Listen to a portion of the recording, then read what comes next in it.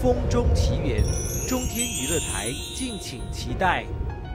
艺人周杰伦几天前在网络上公开跟昆凌合照，让大家感觉好事近了。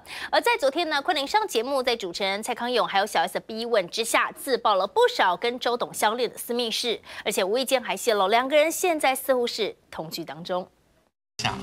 看得出来这个是天王的女朋友吗？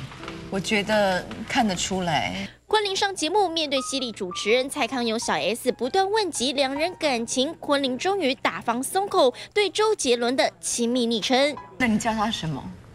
我叫他宝贝，没有周周这样。周周，周周啊！原来昆凌私底下都叫周董、周周，现场的来宾听了都起鸡皮疙瘩。那周周又是怎么称呼昆凌呢？所以他是叫你什么？玲玲吗？没有就他是很一般的名字。什么啊什么？不可能直接你们问他了。哎呀，好害羞！主持人怎么问昆凌都说要问周董本人。那两人第一次怎么牵手？昆凌说约会去看恐怖片，因为害怕双手蒙眼，被周董顺势拉下手，温柔一握，这一牵就注定携手一生。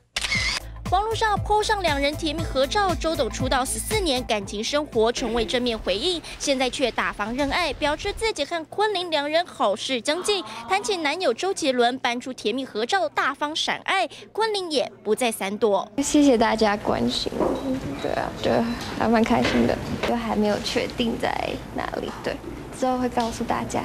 两人相处小秘密还不止这样，昆凌不小心自曝周杰伦不会打呼，疑似泄露同居情，让昆凌超害羞。两人的爱情闪到不行，更羡煞旁人。记者陈金硕、王梦婷台北报道。